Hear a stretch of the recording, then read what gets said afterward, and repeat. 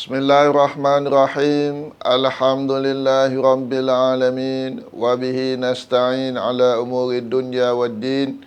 Wassalatu wassalamu ala ashrafil anbiya wal mursalin. Sayyidina Muhammadin wa ala alihi wa sahbihi ajma'in. Muslimin, muslimat, penonton ceramah pada malam ini, Assalamualaikum warahmatullahi wabarakatuh. Alhamdulillah, mari kita mulakan ceramah kita pada malam ini dengan mengucapkan kesyukuran kepada Allah SWT kerana dengan izinnya kita dapat bertemu pada malam ini, berkuliah dan berkongsi ilmu dalam topik dalam topik dan dalam rangka memperingati kelahiran Maulid Nabi SAW, kelahiran Nabi SAW. Pertama sekali saya ingin mulakan ceramah saya ini dengan mengucapkan terima kasih kepada pihak penganjur Firdaus yang sudi mengundang saya untuk membuat pengisian pada malam ini. Dan terima kasih saya juga kepada sekalian para penonton yang sudi melapangkan masa untuk menonton ceramah pada malam ini, baik secara live ataupun selepas daripada sesi live ini. Semoga bermanfaat dan beroleh kebaikan daripada perkongsian pada malam ini.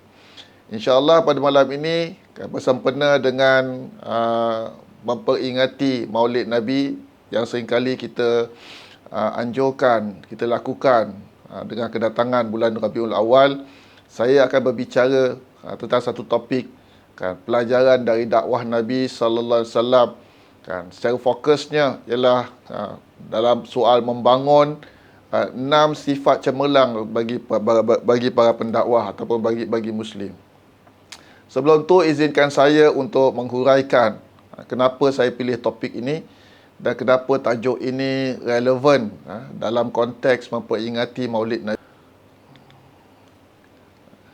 Seperti biasa, setiap kali datangnya bulan Rabiul Awal, kita akan memperingati hari kelahiran Nabi sallallahu alaihi wasallam. Tapi kita harus jelas kenapa kita melakukan perkara ini tahun demi tahun, iaitu untuk mengambil iktibar dari sejarah Nabi sallallahu alaihi wasallam. Supaya dengan itu kita boleh menjadi Muslim yang lebih baik, Dengan mengambil iktibar itu kita boleh mencontohi Nabi sallallahu alaihi wasallam dalam apa jua aspek kehidupan.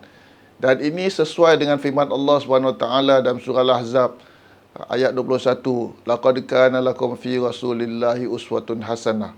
Yang bermaksud sesungguhnya untuk kamu pada diri Rasulullah SAW itu terdapat contoh yang baik. Kemudian Allah SWT berfirman dalam surah Al-Qalam ayat 4, wa innaka la'ala khuluqin azim. Sesungguhnya pada engkau Muhammad itu akhlak yang sangat agung. Maka kenapa kita harus mencontohi Nabi? Kerana Allah katakan sendiri, Allah sendiri menyaksikan bahawa Nabi ini mempunyai akhlak yang sangat agung. Kedatangan Maulid Nabi, menyambut kelahiran Nabi SAW ni bukan seperti kita menyambut birthday kita ataupun birthday ahli keluarga kita, yang kadang-kala ia hanya bersifat celebration semata-mata. Kelahiran Nabi SAW bukan hanya untuk diselebrate, kerana yang penting sebenarnya untuk kita mengambil pelajaran daripada kelahiran itu. Kerana itulah tujuan Nabi SAW itu datang, diutus oleh Allah SWT kepada manusia, supaya kita mengambil pelajaran daripada beliau, bukan hanya untuk celebrate tentang kelahiran beliau. Jadi, apa yang perlu kita ambil pelajaran daripada Nabi ini? Terlalu banyak, kerana sejarah hidup Nabi ini terlalu luas. Orang menulis buku berjilid-jilid tentang sejarah hidup Nabi. Ada ensiklopedia tentang sejarah hidup Nabi.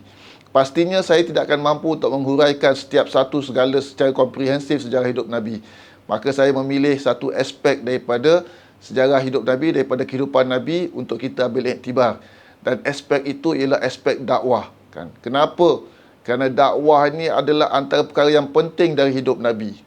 Kenapa penting? Kerana dakwah itu adalah tugas utama Nabi. Allah tidak hantar Nabi, tidak memilih seorang menjadi Nabi kecuali untuk berperanan sebagai pendakwah, menyebarkan agama Allah SWT kepada manusia. Maka kalau dakwah itu satu sudut utama penting bagi Nabi yang perlu kita ambil iktibar, maka haruslah kita seringkali untuk kita melihat apakah pelajaran yang kita boleh perolehi daripada cara Nabi berdakwah. Jadi fokus ceramah saya pada hari ini ialah akan bincangkan tentang satu aspek penting dari dakwah Nabi. Kalau kita bercakap tentang dakwah pun, dakwah Nabi ini adalah sangat luas. Ada pelbagai aspek dan orang menulis pelbagai buku berjilid-jilid tentang dakwah Nabi. Baik di zaman Mekah ataupun di zaman Madinah, cara Nabi berdakwah dan sebagainya. Jadi, dan tidak realistik juga untuk saya nak menghuraikan keseluruhannya. Maka saya pilih satu sudut, satu fokus yang saya rasa kurang dibicarakan oleh orang ramai tentang dakwah Nabi, bahkan kurang disentuh oleh orang ramai apabila mereka menyambut Maulid Nabi.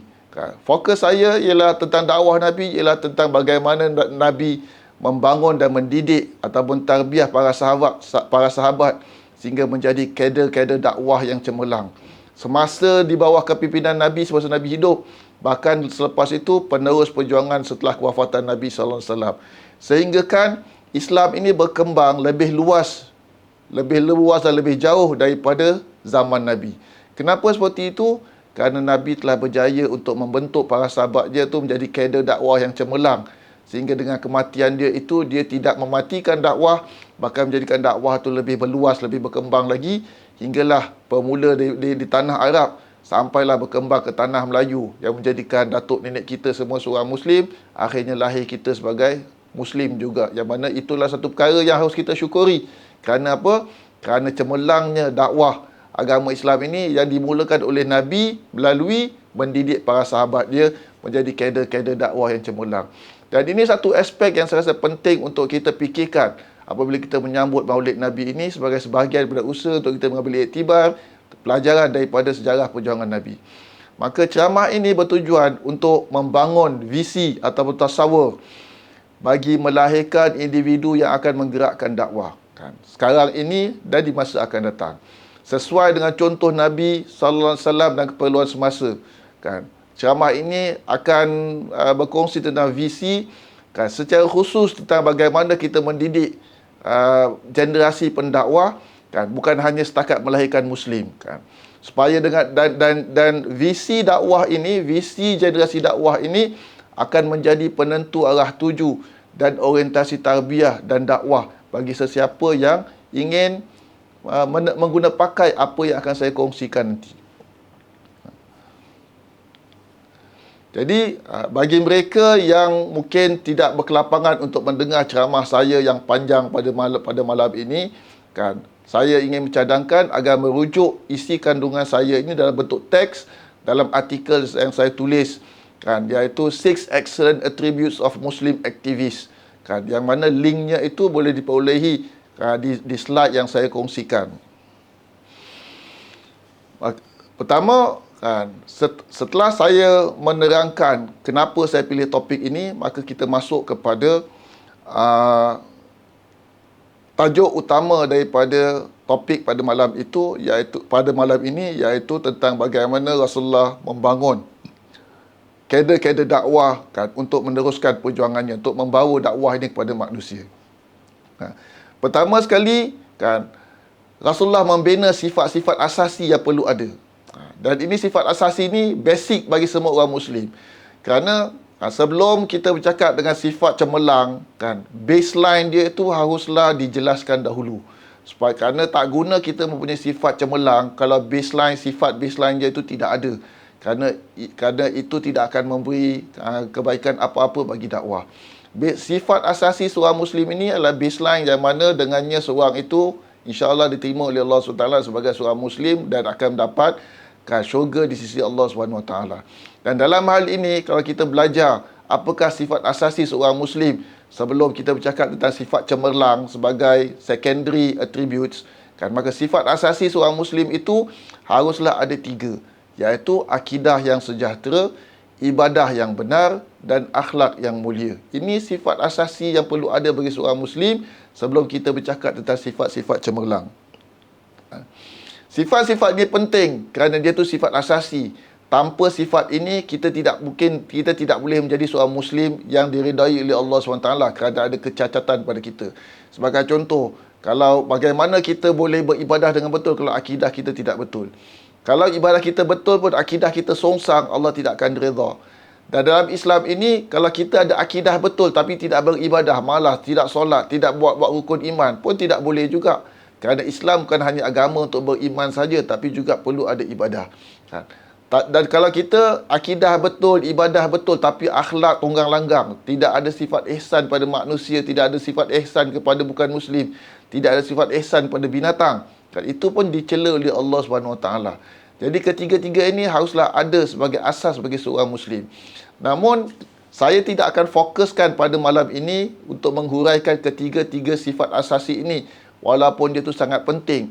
Kenapa? Kerana sifat-sifat asasi ini telah banyak diperkatakan dalam kuliah, ceramah dan modul-modul pembelajaran agama yang boleh kita hadiri sepanjang tahun di pelbagai masjid dan badan-badan Islam.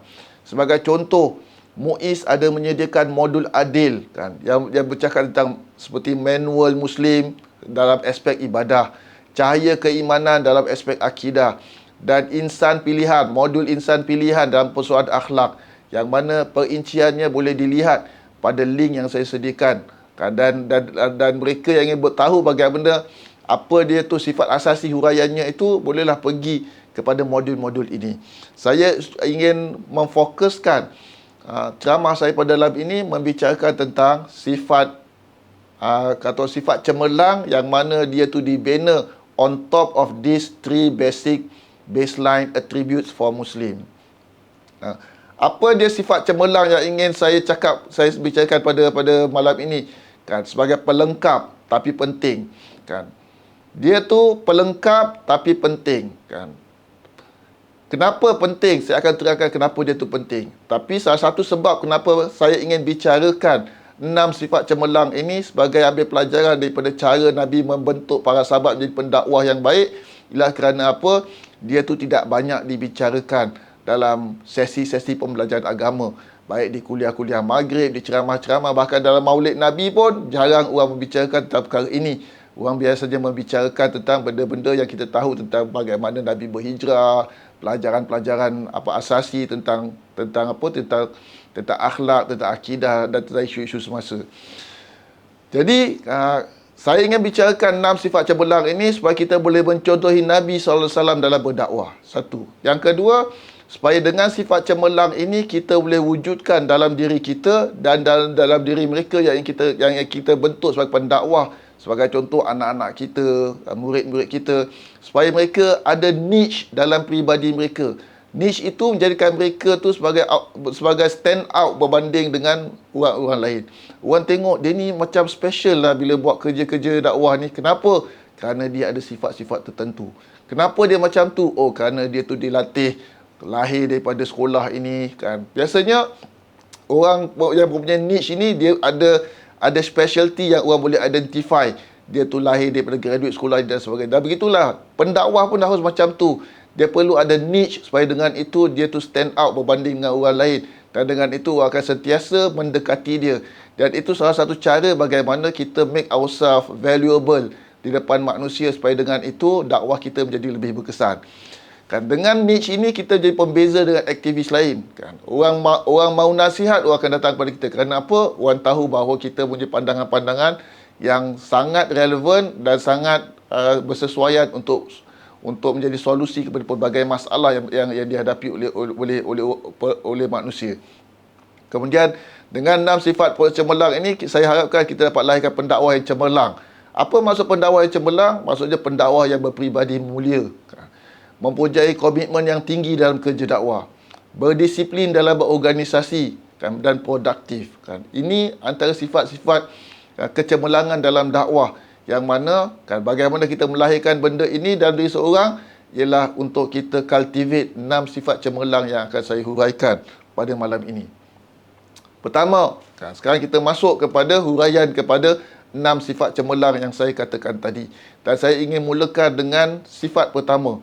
Sifat pertama yang perlu ada untuk kita lahirkan pendakwah cemerlang, sebagaimana Nabi melahirkan para sahabat dia sebagai pendakwah cemerlang, ialah melahirkan manusia yang sentiasa bermisi dakwah.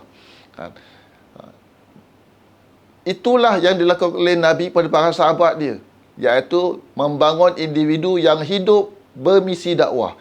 Maksud bermisi dakwah tu apa? Sentiasa ingin aktif terlibat dalam kerja kemasyarakatan. Tapi, kan, penglibatan dalam kerja kemasyarakatan bagi kita seorang Muslim ini yang cemerlang bukan hanya sebagai social aktivis. dan bukan hanya untuk jayakan aktivisme sosial, dan bukan hanya untuk mencetus kos social change dalam masyarakat, kerana Muslim bukan hanya untuk mencapai benda ini, kan. Jadi untuk apa Muslim terlibat dalam kerja kemasyarakatan? Untuk apa Nabi mendidik para sahabat untuk involve dalam kerja-kerja kemasyarakatan, baik di Mekah atau di Madinah? Kerana untuk melakukan, kan, misi dakwah. Kita lakukan social activism kita, social change dengan tujuan untuk memenuhi misi dakwah. Dan itu bermula dengan menanam, kan, dakwah mindset, dengan menanam misi dakwah dalam minda para sahabat. Apa dia misi dakwah? Bahawa penglibatan kita dalam kerja kemasyarakatan ini, first and foremost, ialah untuk ajak manusia kepada keindahan cara hidup Islam. Itu yang satu. Yang kedua, kita lakukan sesuai dengan panduan dan contoh dari Nabi SAW. Dan inilah yang membezakan seorang Muslim bila terlibat dalam kerja kemasyarakatan, kan. Inilah yang membezakannya. Kenapa? Sebab itu kalau kita lihat benda ni, kan, ini yang membezakan kita ke dakwah dengan social activism. Social activism, dia tidak kisah kalau misal kata sesuatu masalah tu huraiannya bersifat Islamik ataupun tidak. Kerana bagi mereka, kan, asalkan benda tu boleh selesaikan masalah, tidak Islamik pun tidak mengapa, kan. Sebagai contoh, mungkin menyelesaikan masalah orang yang problem gambling ini bukanlah dengan mengharamkan gambling, bukan didik bergambling, tapi dengan kita mewujudkan gambling-gambling yang halal. Itu mungkin teori, sebahagian daripada social activism punya cara untuk menangani masalah problem gambling dalam masyarakat. Bagi Islam, benda itu tidak boleh. Kerana apa? Kita tidak boleh nak menghalalkan sama sekali, kan, judi ini, walaupun untuk menangani masalah orang yang ketagihan dalam berjudi. Kita harus cari solusi-solusi lain. Dan mesti ada solusi-solusi lain, huraian-huraian lain. Kan, kerana apa? Kerana, kan, Allah dah mengharamkan satu benda, maka satu benda itu tidak mungkin menjadi satu huraian yang boleh kita jadikan sebagai asas untuk membaiki keadaan sosial dalam masyarakat. Dan inilah yang membezakan seorang Muslim itu dengan seorang social aktivis. Kerana apa? Bila dia mempunyai bahawa involvement dia dalam masyarakat itu bukan hanya untuk create social change, tapi juga ialah untuk melakukan dakwah kepada manusia, sebagaimana mencontohi perjuangan Nabi SAW, kan, sesuai dengan, kan, kita memperingati Maulid Nabi SAW. Apa hujah pentingnya untuk kita, kan, menanam minda bermisi dakwah dalam diri individu Muslim, supaya dengan itu, kan, penglibatan kita dalam kerja-kerja sosial dan kemasyarakatan ini bukan hanya sebagai satu social activism, tapi juga adalah untuk tujuan dakwah. Pertama, kan, hujahnya ialah dakwah di sisi agama kita adalah satu kewajipan ke atas setiap Muslim. Dia bukan hanya kewajipan ke atas para Nabi, dan bukan juga hanya kewajipan ke atas asatizah. Dan ini disebutkan dalam banyak ayat Al-Quran yang saya letakkan di slide saya, yang saya tidak perlu nak membacakannya kepada para penonton sekalian bagi menjimatkan masa, tapi para penonton boleh membaca setiap ayat-ayat itu, kan, dan juga huraiannya, yang kesemua itu dirumuskan oleh para ulama tentang bahawa dakwah ini adalah tanggungjawab setiap Muslim pada takat yang semampu mungkin. Maka memang betul, maka dengan ini bukan semua Muslim perlu menjadi ustaz atau ustazah, tapi semua Muslim wajib menyumbang pada dakwah dan menjadi pendakwah ikut kemampuan masing-masing. Pendakwah yang mungkin bukan mengajar, bukan menyampaikan agama seperti mana kuliah saya pada malam ini, tapi pendakwah dalam bentuk-bentuk lain. Misalnya kata dalam membantu perancangan masjid, dalam menguruskan teknologi dakwah supaya menjawabkan dakwah itu lebih canggih, lebih berkesan, dan macam-macam lagi, yang mana mereka yang bukan asatizah ini boleh menyumbang dalam kerja dakwah, kan, walaupun mungkin mereka bukan mendalami dari ilmu agama. Yang kedua, kenapa seorang Muslim itu harus mempunyai minda dakwah, kan, dalam kehidupan dia? Kerana kita harus merasakan sebagai seorang Muslim ini, kan, bahawa tugas dakwah ni adalah satu kerja yang mulia, satu peranan yang mulia. Kenapa mulia? Kerana dia adalah peranan asasi para anbiya, kan. Maka kita melakukannya artinya kita mencontohi para nabi. Kan, para nabi itu jadi mulia, kenapa? Kerana dia memikul tugas dakwah. Maka kalau kita ingin mulia di mata Allah SWT, logiknya ialah untuk kita mencontohi, memikul apa yang memuliakan para nabi, iaitu melakukan kerja dakwah ini. Kerana dia akan bawa kita pada kemuliaan di mata Allah SWT. Yang ketiga, kenapa seorang Muslim itu perlu dibina dengan minda dakwah, minda yang bervisi dakwah. Kerana dakwah ini adalah wasilah penting bagi mendapat tempat di syurga dan terselamat dari neraka. Dan ini disebut oleh Allah SWT dalam ayat-ayat yang saya letakkan dalam slide untuk dirujukkan. Maka daripada apa yang saya sampaikan itu, kalau kita dapat rumuskan bahawa setiap individu wajib melaksanakan dakwah, maka sepatutnya logiknya juga haruslah bersifat setiap individu mesti dilatih dan dididik menjadi pendakwah yang baik.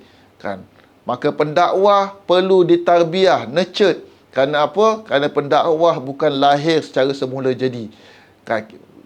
Kita mungkin lahir born as Muslims, tapi kita tidak boleh born sebagai pendakwah. Kita hatta sebagai seorang Muslim pun, we may be born sebagai Muslim, tapi kita perlu dididik, ditarbiah, dieducate oleh ibu bapa kita menjadi seorang Muslim yang baik. Begitulah juga kan pendakwah. Dia tidak wujud dalam diri kita by just kita ni born sebagai seorang Muslim.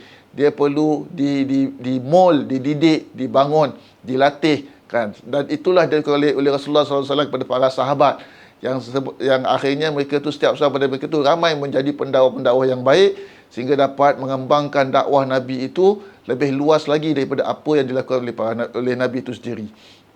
Maka antara sifat yang penting yang perlu ada bagi seorang Muslim yang ingin mempunyai misi dakwah ialah mempunyai pemikiran bahawa menjadi Muslim yang baik bukan hanya seorang yang soleh bagi diri dia, melakukan ibadat yang banyak-banyak, tapi hanya baik untuk diri dia, tapi juga muslih. Muslih itu apa? Muslim yang baik haruslah juga berusaha untuk baiki orang lain melalui proses dakwah dan islah. Kalau dia solat, tidak cukup untuk dia merasakan gembira bahawa dia banyak melakukan solat, hafal Quran, tapi dia harus merasakan juga gembira untuk penting mengajak orang lain merasa kemanisan solat seperti mana dia rasakan, dan juga menghayati Al-Quran sebagaimana yang dia rasakan daripada kemanisan membaca dan menghafal Al-Quran itu sendiri. Bukan dia enjoy untuk diri dia sendiri saja. Dan itu bagaimana kita lakukan? Itu hanya boleh kita lakukan kalau kita ingin berdakwah kepada orang lain, mengajak mereka melakukan solat, memahami mereka tentang solat, dan mengajak mereka menghayati dan juga suka dengan Al-Quran. Jadi, kita harus bina dalam diri kita dan dari setiap individu Muslim bahawa Muslim dan dakwah itu berpisah tiada. Ibarat two sides of the same coin. Tidak boleh. Tidak boleh kita jadi seorang Muslim saja tapi bukan seorang pendakwah, bukan seorang da'i. Kita haruslah kedua-duanya sekali. Maka persoalannya ialah bagaimana kita mencapai benda ini. Satu, saya ingin mencadangkan supaya organisasi Islam perlu bangun program pembangunan aktivis dakwah yang sistematik. Supaya dengan itu kita bukan hanya melahirkan Muslim-Muslim yang baik, tapi juga kita melahirkan Muslim baik dan juga aktif ataupun aktivis dakwah dalam masyarakat. Dan organisasi Islam yang mempunyai sistem pembangunan aktif dakwah yang sistematik juga akan bermanfaat dari sudut apa? Kerana dia akan melatih aktivis-aktivis ataupun volunteers yang eventually akan menjadi aktivis pada organisasi Islam itu sendiri. Dan ini diperlukan oleh organisasi Islam. Kerana organisasi Islam tidak boleh hanya bergantung kepada full-time staff. Untuk menjadi satu organisasi Islam yang benar-benar kata-kata ada impact dalam masyarakat, dia harus bergantung kepada volunteers. Dan volunteers ini perlu dilatih, perlu dimold. Bukan hanya dibuka peluang untuk mereka volunteer saja, tapi tidak ada apa-apa usaha untuk mendidik mereka bagaimana mereka itu boleh menjadi pendakwah yang baik.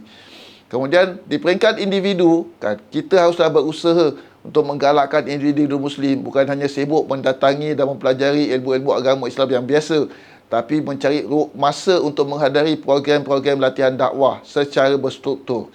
Salah satu caranya ialah lapangkan masa kita untuk baca buku-buku berkaitan dengan kaedah dakwah. Seperti satu buku yang ingin saya cadangkan di sini ialah buku Fikih Dakwah yang telah diterjemahkan dalam bahasa Indonesia oleh Jumaah Amin.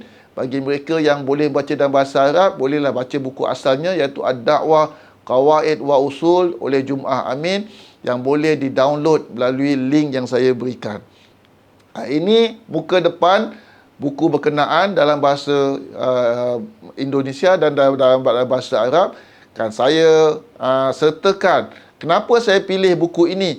Kerana dalam buku ini ada 10 kaedah fiqh dakwah kan yang sangat menarik kan, yang saya ingin cadangkan kepada sesiapa pun muslim yang ingin mempunyai, ingin jadi muslim yang berminda dakwah, yang bermisi dakwah, supaya master kan 10 kaedah ini kan. Kerana kalau kita benar-benar menghayati dan menguasai 10 kaedah ini, insya-Allah dia akan menjadi kita, dia akan memberi kita suatu idea bagaimana melakukan dakwah itu dengan cemerlang, sehingga orang melihat 10 kaedah ni sebagai sifat kita, jadi kita stand out dalam kerja dakwah ni kan. Sebagai contoh, cuba kita lihat kan, kaedah pertama kan, dakwah ni perlu apa? Al-qudwah qabla dakwah. Tunjukkan contoh sebelum berdakwah kan, mengikat hati dahulu sebelum kita kan menyampaikan Islam.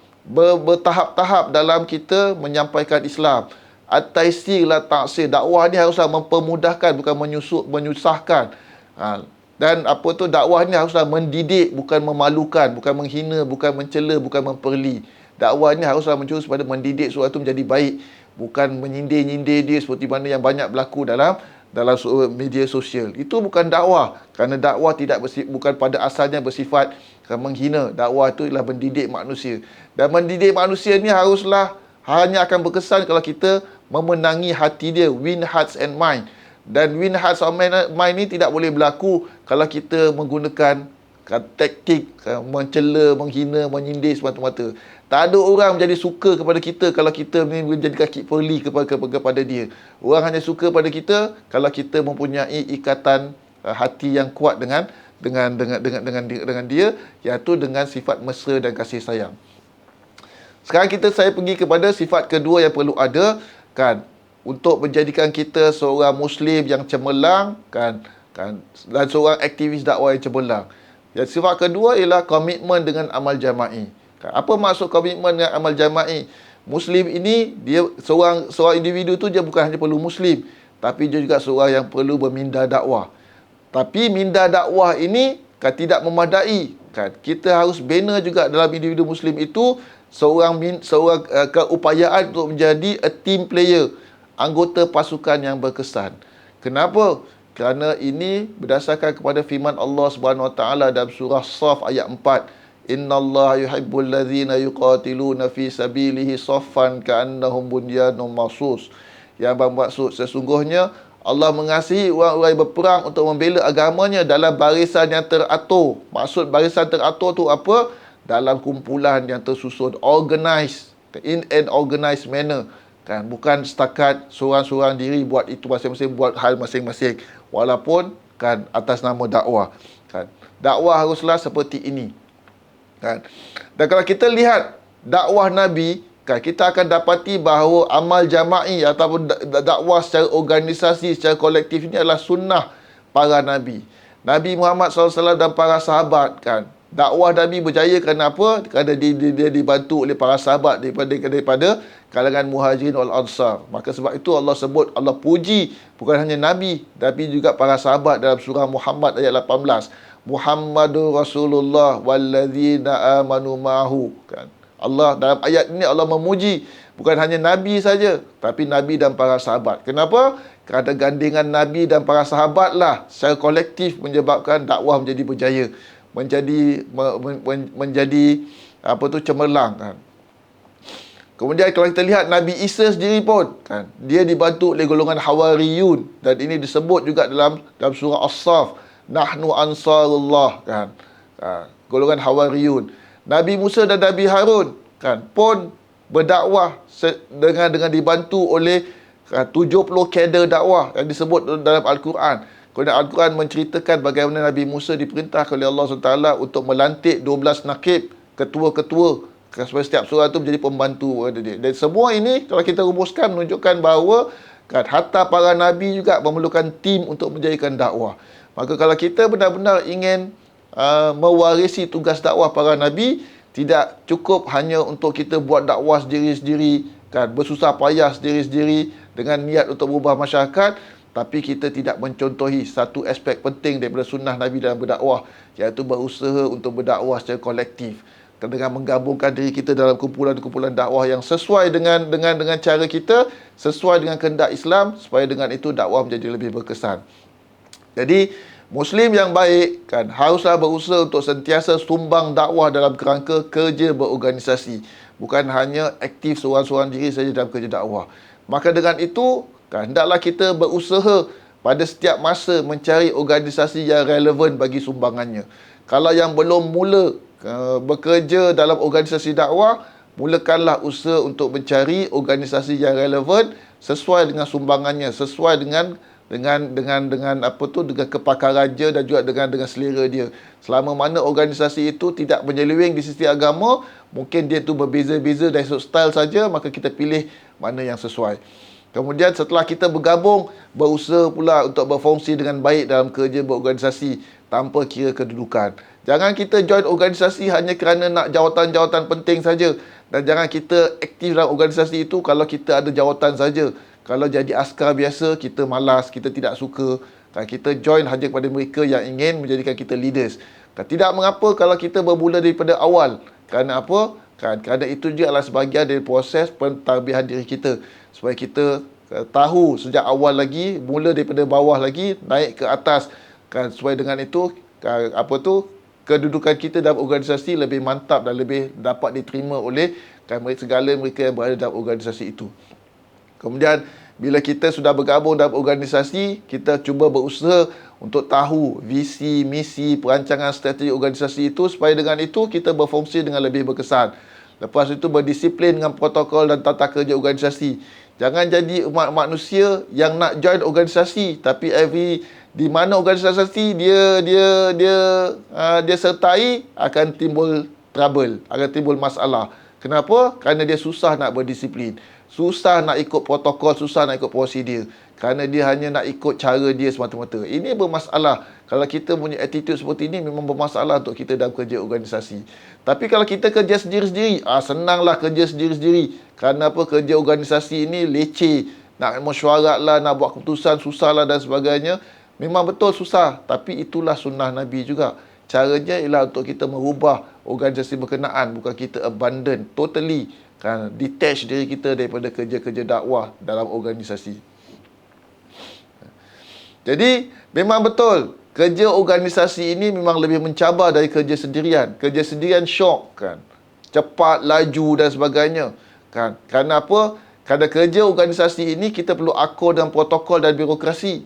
Mesti ada. Takkan tak ada organisasi yang tidak ada protokol dan birokrasi. Kerana itu diperlukan untuk good governance. Kalau semua benda free for liberal, apa benda saja boleh buat ikut suka tanpa ada protokol, di sana tidak akan ada good governance dalam organisasi itu, dan itu akan timbul mudarat lain. Kemudian dalam organisasi pastinya kita akan bekerja dengan pelbagai manusia yang masing-masing ada perbezaan dan kepelbagaian, dan itu kadang-kala memerlukan masa untuk kita membuat keputusan sesuai dengan supaya dengan itu kesepakatan itu dapat diwujudkan. Tapi kita harus faham bahawa kesukaran itu juga adalah sesuatu perkara yang harus dilalui oleh Nabi. Nabi harus bincang banyak-banyak kali sesuatu isu, dan kadang-kala bertengkar dengan para sahabat dalam soal misalnya nak berperang, nak pergi keluar Madinah ke ataupun nak bertahan di Madinah. Kenapa? Kerana lecehnya kerja organisasi itu adalah sesuatu yang necessary untuk mencapai matlamat yang lebih besar lagi, iaitu keberkesanan impact daripada kerja dakwah dalam bentuk organisasi. Namun Allah ada menyebut satu ayat dalam Al-Quran yang memberi kita yang kata orang tu memberi kita, kata orang tu semacam memujuk diri kita untuk tolerate sedikit kesulitan dalam kerja organisasi ini, kelecehan yang ada kerja organisasi ini, iaitu ganjaran yang besar. Jadi kalau kita rasa leceh bekerja organisasi ini, kita lebih suka dengan kerja sendiri-sendiri, ingatlah pada ayat ini. Kerana ayat ini menawarkan kita ganjaran yang besar pada ketika kalau kita mampu untuk tolerate kelecehan dalam kerja organisasi. Apa ganjaran besar Allah katakan itu? Mereka Allah mengatakan dalam surah At-Taubah ayat 71 bahawa orang beriman lelaki dan perempuan ini seharusnya menjadi saling bantu-membantu dalam kerja dakwah, dalam urusan agama. Kan? Walaupun leceh, tapi akhirnya Allah kata ulaika sayarhamuhumullah. Mereka itu akan diberi rahmat oleh Allah Subhanahu Wa Taala. Artinya rahmat Allah Subhanahu Wa Taala itu lebih besar dan lebih mantap untuk mereka yang sanggup berhadapan dengan kelecehan kerja organisasi. Dan kalau kita tanya diri kita sebagai seorang manusia, apa sebenarnya yang nak kita cari kan sebagai seorang Muslim? Adakah sesuatu yang lebih besar daripada cinta Allah SWT seperti mana disebut dalam surah As-Saff dan rahmat Allah SWT dalam surah At-Taubah? Pastinya tidak. Kita seorang Muslim, tidak ada yang lebih besar daripada cinta dan rahmat Allah SWT. Namun Al-Quran mengatakan bahawa cinta dan rahmat Allah itu comes with kelecehan dalam kerja organisasi dakwah. Bukan bagi mereka yang hanya ingin cari jalan senang, buat kerja sendiri-sendiri, lone ranger kan.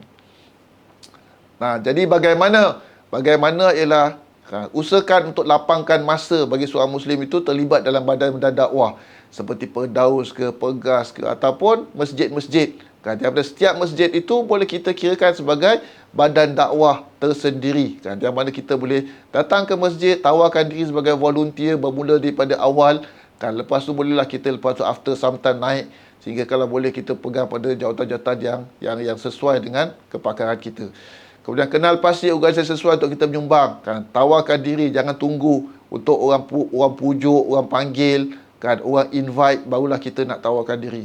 Anggap bahawa kita menawarkan diri itu bukan kerana kita ni tak terhigi-higi jawatan, tapi kerana apa? Kerana kita ingin menghayati sunnah Nabi yang menganjurkan kita kan untuk menjadi Muslim yang baik itu perlulah kita buat kerja dakwah, dan dakwah itu haruslah diusahakan dalam bentuk yang kolektif. Yang ketiga kan, Muslim yang cemerlang kan haruslah juga sentiasa meningkatkan diri dan amal. Dan ini datang daripada firman Allah SWT dalam surah Al-An'am kan, ayat 132, yang mana Allah SWT berfirman walikullin darajatum mimma amilu, yang bermaksud dan bagi tiap-tiap seorang dari manusia atau jin beberapa darjat tingkatan balasan disebabkan amal baik atau jahat yang mereka telah kerjakan kan. Maksud ayat ni apa? Kan, maksud ayat ni ialah Allah menyediakan, menawarkan pada kita manusia ini pelbagai darjat yang tinggi kan, untuk kita mendekati dia. Darjat yang Allah bagikan ini dia ibarat anak tangga, setiap satu lebih tinggi daripada yang lain, dan semakin tinggi semakin dekat kepada Allah Subhanahu Wa Taala kan. Jadi setiap darjat ini Allah wujudkan bertingkat-tingkat supaya kita climb the ladders to be closer to Allah Subhanahu Wa Taala.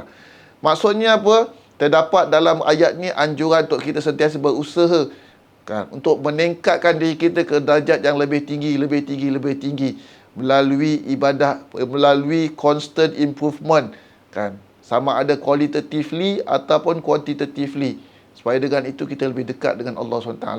Inilah maksudnya menjadi seorang Muslim yang cemerlang. Always sentiasa berusaha untuk meningkatkan diri kita dan amal kita kan, tidak statik kan. Dan ini juga sifat yang Nabi SAW tanamkan dalam diri para sahabat untuk kita ambil iktibar. Bagaimana Nabi mendidik para sahabat untuk jadi pendakwah yang baik, ialah untuk make them always berusaha untuk kata waktu memperbaiki diri mereka sendiri. Tidak complacent dengan apa pencapaian mereka, baik dari sudut dunia atau dari sudut keagamaan. Dan Nabi galakkan para sahabat untuk saling berlumba-lumba sama mereka tu mencapai kecemerlangan sebagai seorang Muslim kan. Sebagai contoh, dalam hadis kita akan jumpa cerita bagaimana Saidina Umar dan Saidina Abu Bakar ini sentiasa berlumba-lumba untuk menjadi lebih baik. Kan, dalam satu hadis diceritakan bahawa mereka berlumba-lumba untuk memberi sedekah bagi tentera Islam yang akan pergi berperang di Tabuk. Jadi Saidina Umar ini dia mensedekahkan setengah daripada harta dia. Dia sangka bahawa dengan mensedekahkan setengah daripada harta dia itu, dia akan dapat menjadi lebih baik daripada Abu Bakar. Tapi sebenarnya tidak, kerana Abu Bakar datang kepada Nabi memberi semua harta yang dia ada pada ketika itu kan, di jalan Allah SWT. Kemudian ada hadis lain bagaimana kan, Nabi pernah memuji di depan para sahabat kan, bahawa orang yang baik membaca Al-Quran ini ialah sahabat bernama Ibn Mas'ud kan. Lalu Bila sahabat mendengar pujian Nabi kepada Ibn Mas'ud ini, pada ketika Ibn Mas'ud tidak ada pada majlis itu, kan, Umar dan Abu Bakar ingin menjadi orang pertama, kan, untuk memberitahu, kan, berita ini kepada Ibn Mas'ud. Lalu Saidina Umar pun rasa, oh baik aku cepat-cepat pergi, kan, berjumpa dengan Ibn Mas'ud. Kali ini aku ingin menjadi orang yang pertama kata orang tu mendahului Abu Bakar. Bila dia sampai di rumah Ibn Mas'ud, memberitahu bahawa Nabi ada bercerita, menyebut, memuji dia di masjid pada kelas pagi tadi. Ibn Mas'ud mengatakan apa? Oh, aku dah tahu. Umar kata, daripada kau dah tahu, Abu Bakar tadi datang bagi tahu. Kan? Jadi Umar terlambat lagi, tidak boleh nak mengalahkan Abu Bakar, kan, dalam hal ini, kan. Dan jadi ini satu contoh saja bagaimana para sahabat ini saling berlumba-lumba untuk membaiki diri mereka, make them better from the others, berdasarkan pada healthy competition. Dan ini bukan wujud atas dasar inisiatif mereka sendiri. Kerana apa? Ini wujud daripada didikan daripada Nabi itu sendiri, yang sentiasa menanam pada diri para sahabat itu untuk menjadi lebih baik, kan, lebih baik dari sudut perbandingan pada diri mereka sendiri atau dalam berbandingkan dengan sahabat-sahabat yang lain. Now, kalau kita bercakap tentang peningkatan apa yang nak dipertingkatkan kita dalam diri kita, kan, sebagai seorang Muslim, supaya kita menjadi Muslim yang cemerlang, pendakwah yang cemerlang. Satu, tingkatkan ilmu kita, baik ilmu dunia ataupun ilmu akhirat. Yang kedua, tingkatkan kemahiran kita, kan, kemahiran-kemahiran yang diperlukan, khususnya kemahiran-kemahiran dakwah, kan. Always sentiasa mencari apa skills yang aku perlukan. Dakwah ni perlu apa? Perlu public speaking. Cuba try untuk ada public speaking. Kalau memang kita jenis memang tak boleh tak public speaking, kita identify apa skills lain. Aku mungkin public speaking ni tak begitu bagus, tapi aku ni jenis writers. Jadi tulis banyak-banyak. Find ways untuk kita menjadi good writers, supaya kita boleh contribute dakwah ni dari sudut penulisan. Tingkah laku yang baik, sentiasa cari jalan bagaimana kita boleh improve tingkah laku kita. Baca Stephen Covey ke, baca Thinking Hats ke, Six Thinking Hats ke, apa benda yang sentiasa boleh menjadikan kita sentiasa manusia yang lebih baik, kan. Namun, kan, yang lebih penting ialah sebagai seorang Muslim ini, untuk jadi seorang pendakwah yang baik, ialah peningkatan ibadah peribadi kita, seperti solat, puasa, zikir, tilawah, sedekah dan lain-lain, kan. Kita sebagai seorang Muslim, janganlah kita jadikan kewajipan dakwah ini sebab untuk ketepikan ibadah-ibadah sunat.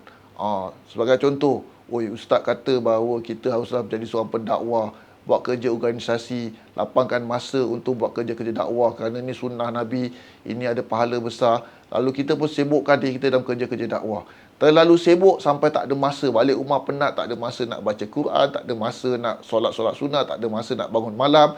Bangun malam kita hanya pada waktu bulan Ramadan saja, kan. Jadi ini satu benda yang harus kita atasi. Tidak boleh seperti itu.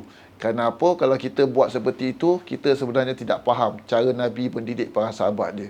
Kerana para Nabi, kalau kita lihat Nabi itu sendiri, Nabi adalah orang yang sangat sibuk dalam kerja dakwah, tapi dia juga seorang yang sangat sibuk dalam beribadah. Kan, setiap malam dia bangun malam, kan. Kita mungkin tak boleh nak mencontohi Nabi. Para sahabat pun sama. Para sahabat ni dikenali sebagai ruhban fil lail, fursan fil nahar. Ahli ibadah di waktu malam, tapi pejuang di waktu siang. Kita jangan jadi orang sibuk dalam buat kerja dakwah waktu siang, tapi malam, kan, tidur berdengkur, susah nak bangun.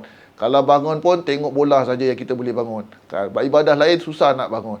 Ini tidak bagus, kan. Walaupun kerja dakwah kita itu bagus untuk kita dah bersemangat nak buat kerja dakwah, tapi jangan sampai kesibukan kita tu menyebabkan kita tidak ada masa untuk kita pertingkatkan ibadah peribadi kita tu sendiri. Statik saja sepanjang tahun, kan. Kita tak kisah kalau kita hanya maintain yang wajib-wajib saja. Ibadah sunat kita tu tak pernah kita lakukan. Pentingnya peningkatan ibadah ni bukan hanya untuk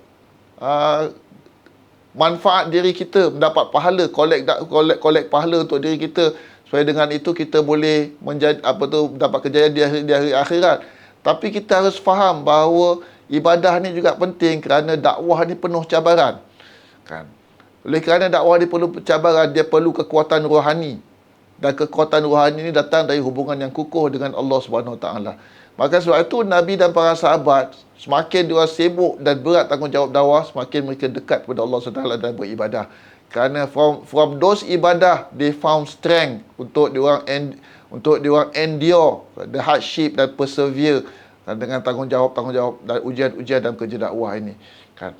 Maka dengan itu, kan, saya ingin mencadangkan agar kita, kan, set mind kita ini, apa tu, dengan penyataan ini, iaitu, kan, jangan jadikan diri kita, hari hidup kita hari ini sama dengan semalam. Kerana apa? Kerana di sisi para ulama kita terdapat frasa seperti mana saya tulis dalam slide, bahawa siapa yang hari ini sama dengan semalam adalah rugi. Ini bukan hadis, tapi ini adalah statement yang jadi pegangan para ulama dan orang alim sejak dahulu lagi, kan. Maka sebab itu, kalau kita lihat kehidupan para ulama orang alim, mereka akan sentiasa berusaha untuk menjadikan hari ini lebih baik dari semalam dan esok lebih baik pada hari ini. Tahun depan mesti lebih baik pada tahun ini. Ramadan ini harus lebih baik daripada Ramadan lalu. Kalau kita mengeluarkan zakat, sebagai seorang Islam kita mengeluarkan zakat, kita ada visi, misi dan juga perancangan untuk pastikan zakat tahun depan lebih banyak daripada zakat tahun ini. Kenapa? Kerana we must always continuously improve our ibadah, termasuk zakat kita. Jangan merasa tak kisah, alamak tahun ni tak cukup nisab, tak payah zakat, tak apa lah, tak wajib. Kita harus rasa kesal, alamak tahun lepas aku bayar zakat $50, tahun ini cuma $30 je zakat aku. Kita harus punya rasa kekesalan. Kenapa? That is not an improvement. Tapi kita kena ada azam. Kalau tahun ini $50 aku keluarkan zakat, tahun depan aku azam untuk keluarkan lebih sikit, $60 ke $70. Kan? Maka dengan itu, kita akan, kan, sentiasa mempertingkatkan ibadah kita. Bagaimana? Ini, kan, ibadah ini kalau kita ingin mempertingkatkan, haruslah kita rancang. Untuk merancang, caranya ialah wujud checklist. Masalahnya ialah ramai di antara kita tahu tentang pentingnya beribadah, ibadah sunat, tapi kita tidak pernah plan. Kita tidak pernah plan. And biasanya apa yang berlaku ialah one who fails to plan, plans to fail. Kalau kita tak plan sesuatu, memang kita akan gagal. Memang kita tak akan buat. Maka sebab itu perlu planning. Kalau kita boleh ada checklist dalam hidup kita sebagai seorang Muslim untuk menjadi pekerja yang cemerlang, checklist. Besok ada meeting, besok kena submit betul, besok bikin projek tu, besok follow up ini, kan, besok buat nak telefon ini dan sebagainya, kan, plan itu, plan dia sebagainya. Kenapa? Kan, masalahnya ialah ramai pada kita tak pernah include dalam kita punya daily checklist kita ibadah-ibadah kita. Dan ini haruslah kita ubah, kan. Untuk kita jadi seorang Muslim yang cemerlang, kita bukan hanya perlu concern and plan kita punya daily, kan, professional ataupun family activities, tapi juga kita punya personal ibadah dalam checklist kita. Sifat keempat yang ingin saya kongsikan daripada pemerhatian saya kepada dakwah Nabi SAW ialah sifat mampu memimpin. Aktivis dakwah yang baik mestilah juga mampu memimpin dengan baik.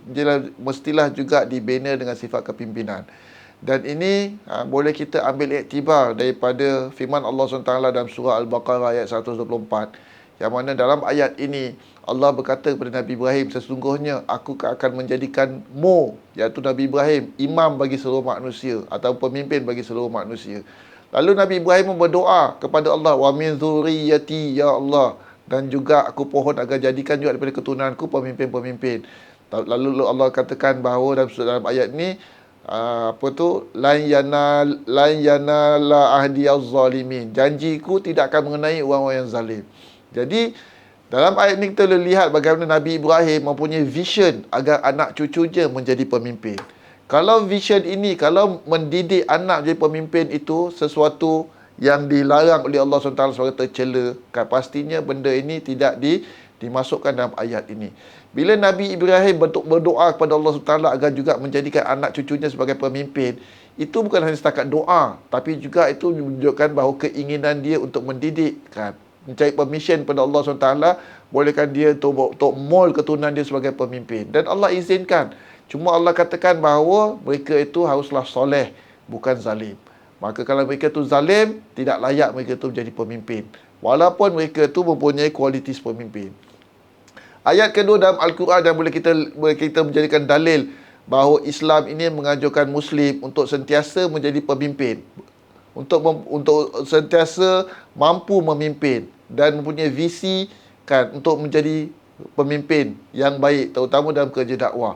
yang mana dalam surah Al-Furqan ayat 74 Allah memberi kita doa kan, iaitu Rabbana hablana min azwajina wa dhurriyyatina qurrata a'yun waj'alna lil muttaqina imama. Yang bermaksud, wahai Tuhan kami, bagikanlah kepada kami ini kan pasangan-pasangan hidup dan keturunan anak-anak yang menjadi penyejuk hati kami, dan jadikanlah kami ini kan kepada golongan orang bertakwa itu sebagai pemimpin dan ikutan. Jadi ini adalah doa yang Allah wariskan dalam Al-Quran kepada kita untuk berdoa. Dan doa ni bukan hanya setakat doa. Doa ini yang Allah bagi kepada kita adalah sebagai satu anjuran agar kita ini menjadikan diri kita sebagai pemimpin bagi masyarakat. Pemimpin, kalau menjadi pemimpin pada orang bertakwa itu sesuatu yang dianjurkan dalam doa ini, maka menjadi pemimpin pada manusia yang biasa-biasa pasti sesuatu yang lebih digalakkan oleh Allah SWT. Dan doa ini Allah bagikan, apa juga doa yang Allah berikan kepada kita dalam Al-Quran, dia bukan hanya setakat untuk kita berdoa saja, tapi adalah suatu anjuran untuk kita kan menghayati doa itu dalam bentuk usaha-usaha kita. Kerana itulah konsep doa dalam Islam, iaitu doa bukan hanya kita memohon minta pada Allah untuk mentakdirkan sesuatu, tapi sesuatu yang kita usahakan juga untuk kita memenuhi sebab musabab supaya doa itu dapat dimakbulkan oleh Allah SWT. Jadi bila kita berdoa benda ini, dia juga adalah satu anjuran untuk kita memenuhi sebab musabab untuk kita menjadi pemimpin bagi manusia.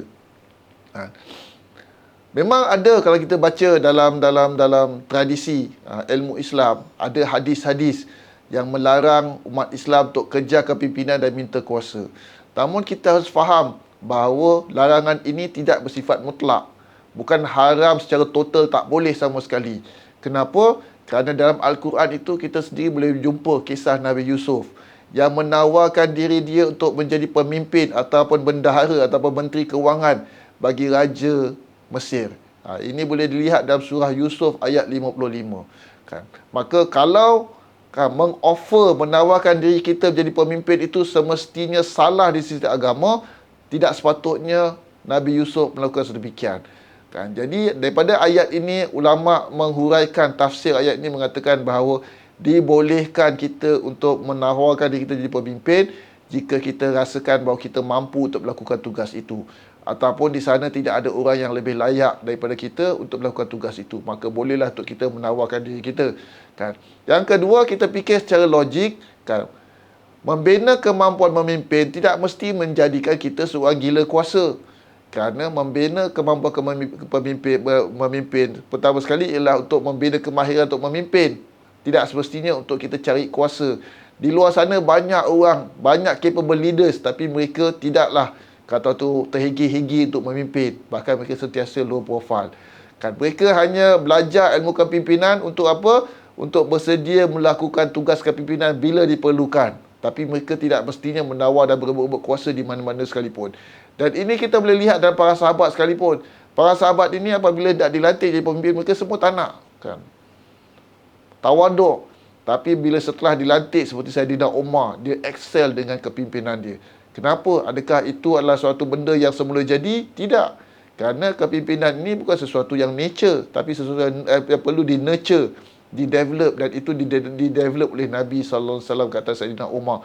Sehingga kan walaupun dia tidak suka untuk menjadi khalifah, tapi bila dia menjadi khalifah, dia cemerlang. Kenapa? Kerana Nabi telah mendidik dia dengan sifat-sifat kepimpinan yang baik.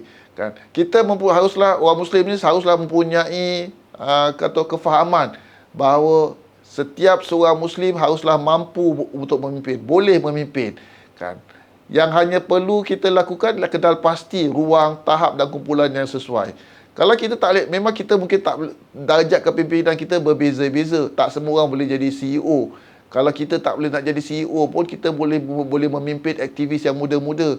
Bahkan menjadi pemimpin bagi misal kata dalam misal kata perkemahan untuk budak-budak tadika, budak-budak primary school. Takkanlah kalau kita ni sudah dah misal kata dah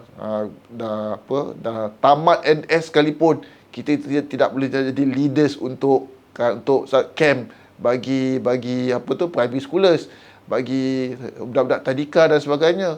Itu satu benda yang tidak logik. Jadi kita harus mempunyai perasaan bahawa pemimpin ini bukan hanya untuk orang tertentu saja, tapi pemimpin ini adalah untuk semua orang.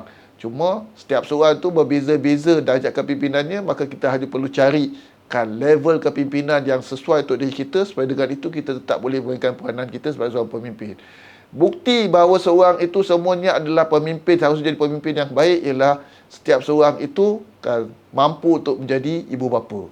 Dan kita memang dianjurkan untuk menjadi ibu bapa. Bahkan menjadi ibu bapa ni adalah satu benda yang natural dalam diri kita.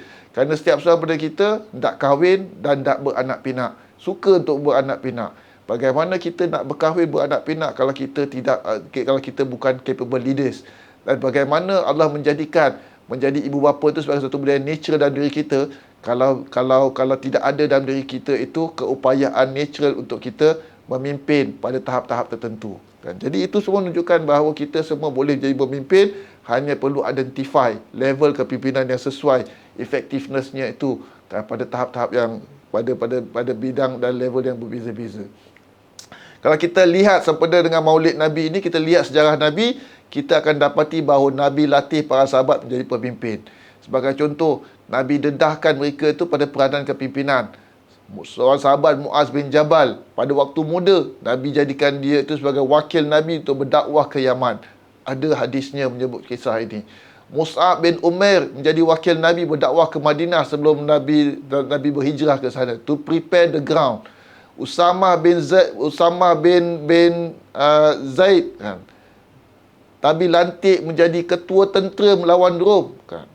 Kemudian Abdullah bin Maktum, yang mana dia tu dikenali sebagai seorang sahabat yang buta, Nabi tidak diskriminate dia. Nabi bagi dia peluang untuk jadi pemimpin, menjadi wakil Nabi, menjaga urusan Madinah pada ketika Nabi keluar pergi berperang, meninggalkan Madinah.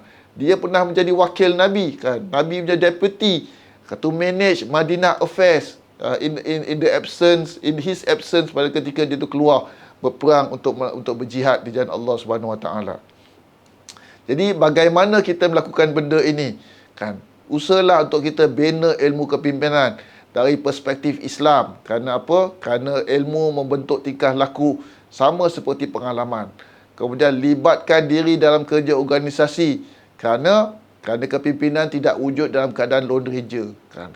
Macam mana kita nak tahu diri kita layak memimpin, baru memimpin kalau kita lone ranger semata-mata kan?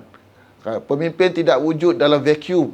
Pemimpin hanya wujud dalam apabila kita meletakkan diri kita dalam satu sosial, dalam satu group setting kan, yang mana kita harus interact dan win over people's punya confidence kan. Maka dengan itu barulah kita boleh jadi pemimpin yang baik.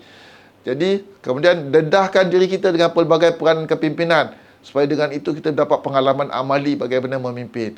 Bila kita dah settle dengan satu level kepimpinan, cuba kita upgrade untuk mencari peranan-peranan kepimpinan yang lebih tinggi. Bukan untuk kita menjadi gila kuasa, tapi ini adalah salah satu cara untuk kita sentiasa improve ourselves, upgrade ourselves. Sifat kelima yang perlu ada kan untuk kita membina diri kita jadi seorang Muslim yang cemerlang dan pendakwah yang cemerlang, ialah untuk kita kan mahir, sentiasa kan equip diri kita dengan menjadi seorang yang mahir, kompeten dan pakar kan. Kerana untuk cemerlang memang kita perlu mahir, kompeten dan pakar. Bukan dalam sebuah bidang, kerana manusia tidak boleh mahir dalam sebuah bidang kan. Kita hanya perlu kuasai bidang tertentu hingga peringkat mahir, kompeten dan pakar. Kenal pasti apa bidang yang kita minat, dan kenal pasti sama ada minat ini relevan dalam kerja dakwah ke tidak. Lepas tu kita make ourselves menjadi very expert dalam bidang itu. Misalnya kata animation, design, communication, public speaking dan sebagainya, writing dan sebagainya kan, pengurusan, investment. Ni semua adalah bidang-bidang yang sangat diperlukan dalam kerja dakwah, bukan hanya dalam ilmu agama kan. Kalau kita bukan seorang yang boleh mampu untuk mendalami ilmu agama, kita boleh kata tu mengenal pasti bidang-bidang ini. Ataupun kalau kita dah tahu kita ada kemahiran-kemahiran tertentu yang memang kadang kita belajar di situ dan kita dilatih seperti itu kan, maka kita lihat bagaimana kemahiran-kemahiran itu boleh kita gunakan untuk kepentingan dakwah dan offer diri kita kepada mereka yang mahukan dan yang berminat untuk kan, untuk memanfaatkan kemahiran kita. Kenapa kita perlu sentiasa membina kemahiran dalam diri kita? Kerana Allah SWT berfirman dalam hadis Nabi, Rasulullah SAW bersabda, Innallaha katabal ihsana ala kulli syai'. Allah mewajibkan ihsan. Ihsan dalam hadis ini bukan bermaksud compassion, tapi excellent. To the extent bahawa Nabi mengatakan, jika kamu hendak menyembelih binatang, sembelihlah dengan cara yang paling baik. Maksudnya apa? Kan, menyembelih binatang untuk membunuh binatang tu bagi tujuan apa tu makan pun kan, Rasulullah suruh lakukan dengan cara yang terbaik. Bagaimana?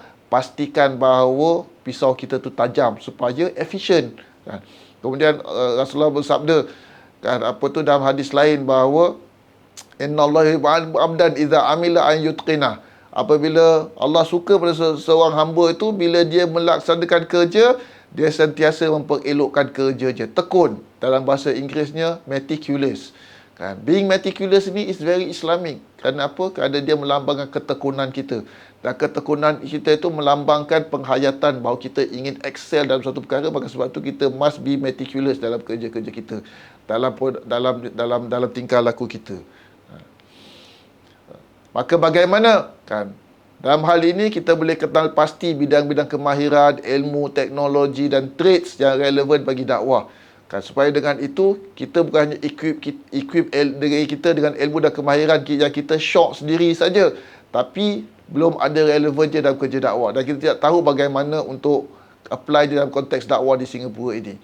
Kemudian kuasai kemahiran ilmu dan teknologi yang relevan itu kan, sesuai dengan minat dan kemampuan diri kita.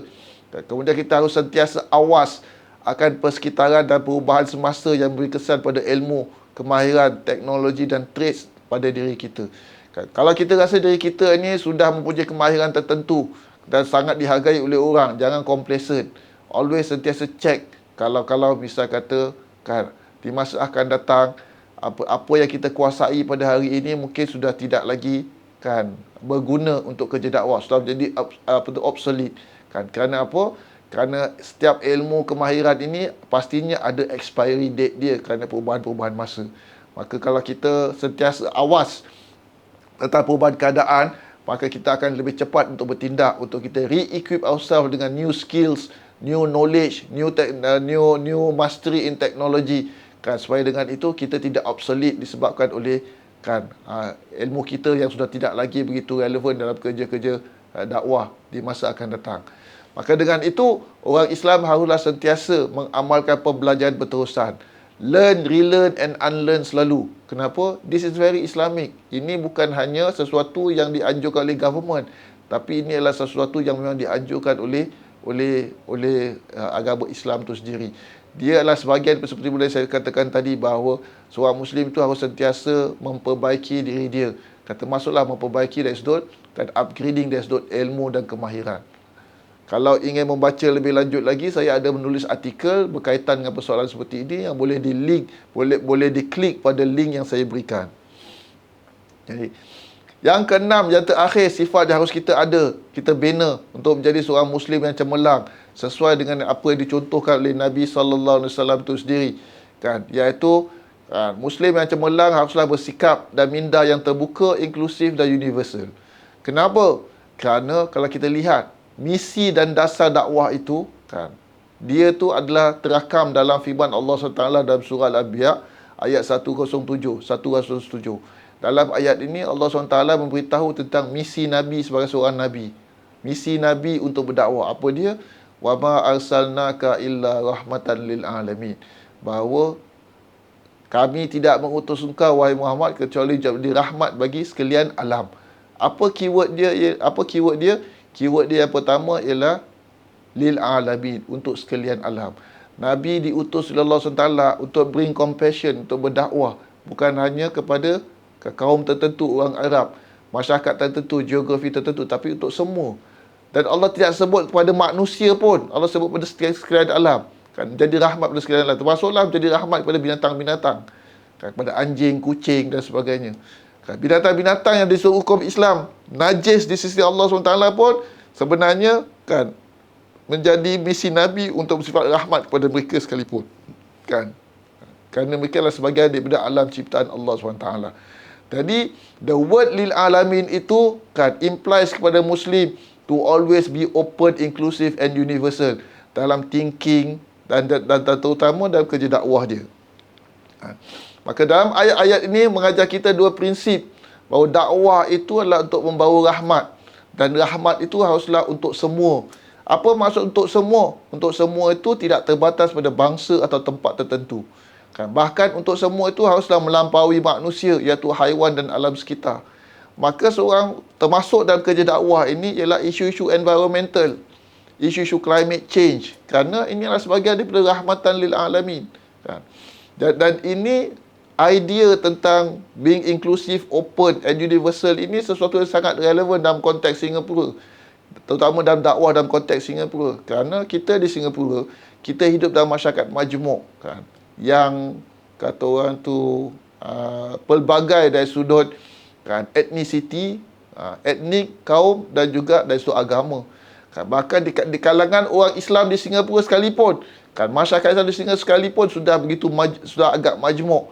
Walaupun masih lagi didominasi oleh orang Melayu, tapi realitinya in statistik, kan, masyarakat Singapura, masyarakat Islam di Singapura ini adalah sudah menjadi lebih daripada masyarakat Melayu.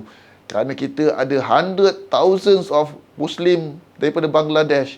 Walaupun mereka itu sebagai pekerja, kata orang tu pekerja sementara di Singapura, tapi they are fellow Muslims. Mereka ada di antara mereka bekerja dah 5 tahun, 10 tahun.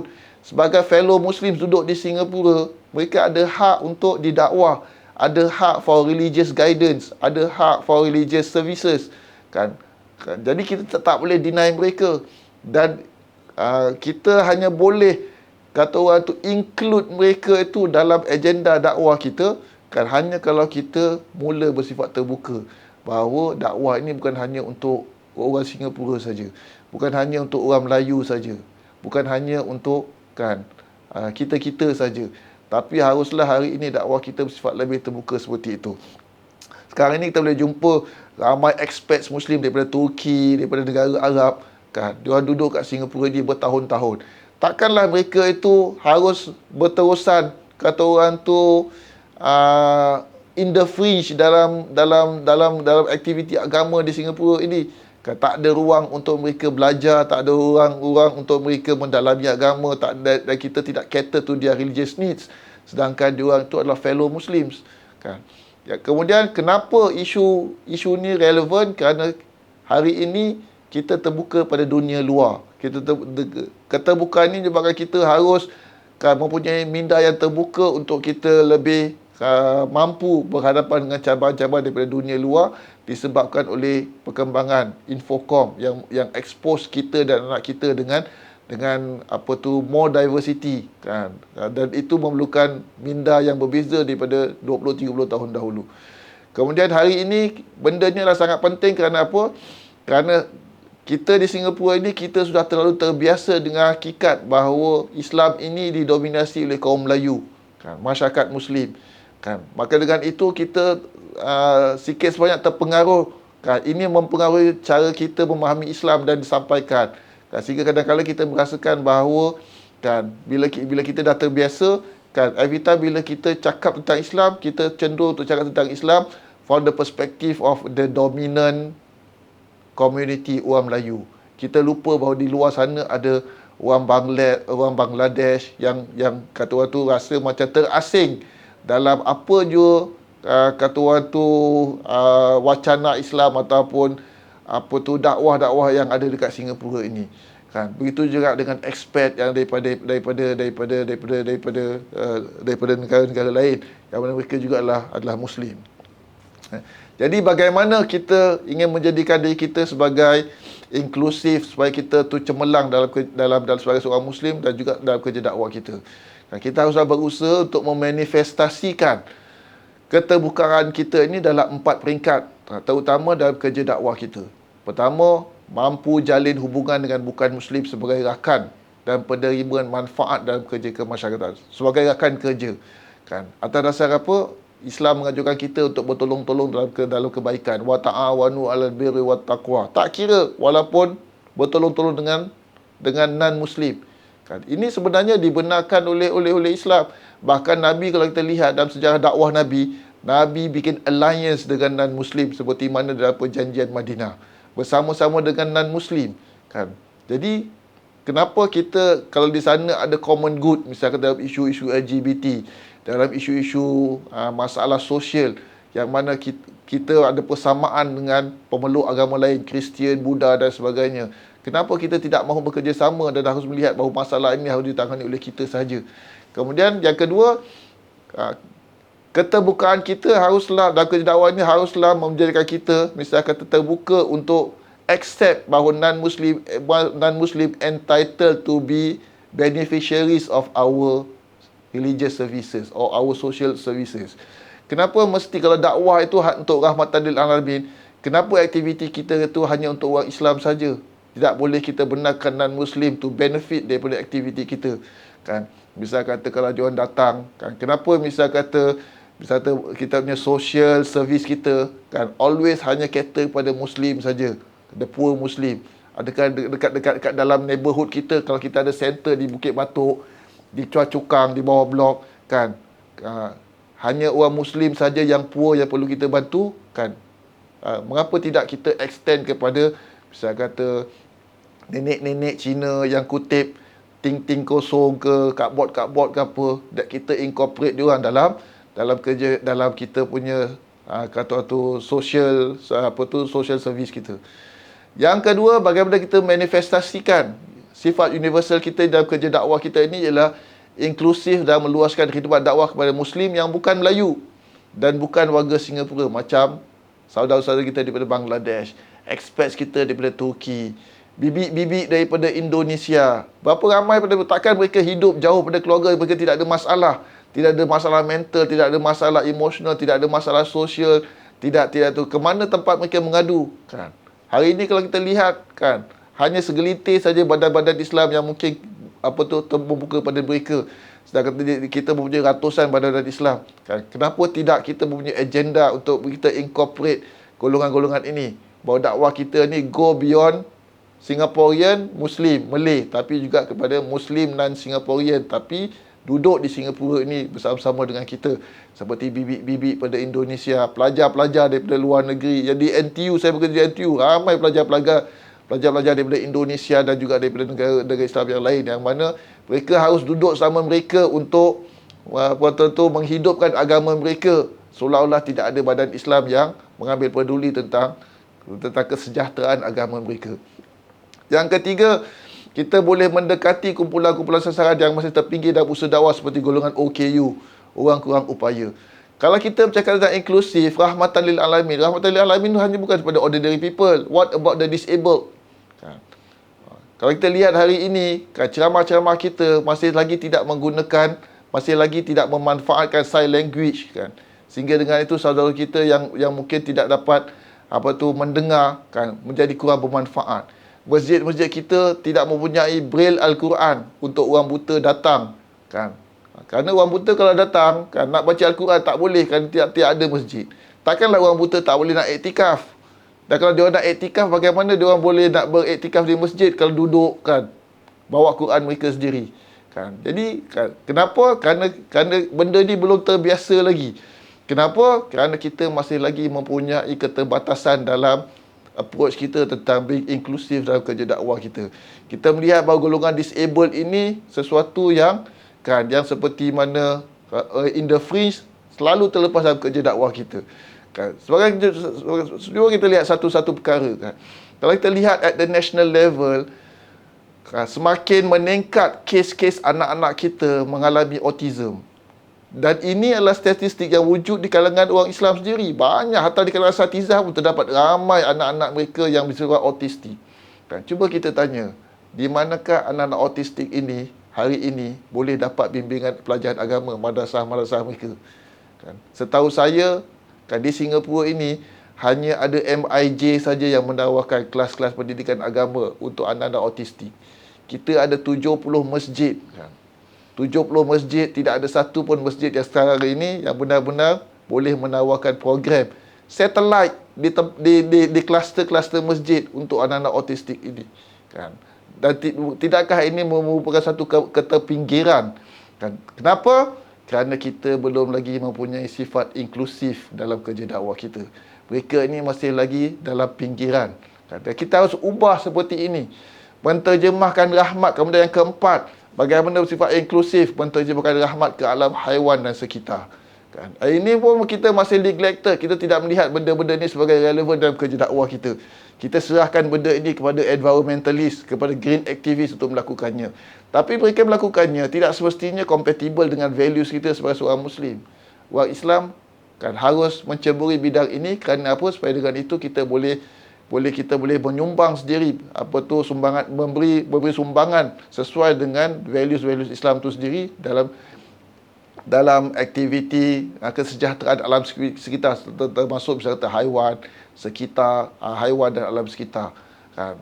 Janganlah jadi satu masjid yang tidak bersifat friendly kan, kepada binatang pun kan, sampai kucing pun takut untuk masuk ke dalam masjid kita, sedangkan tidak sepatutnya seperti itu kan. Masjid Nabi itu dihadiri didatangi oleh haiwan-haiwan kerana apa?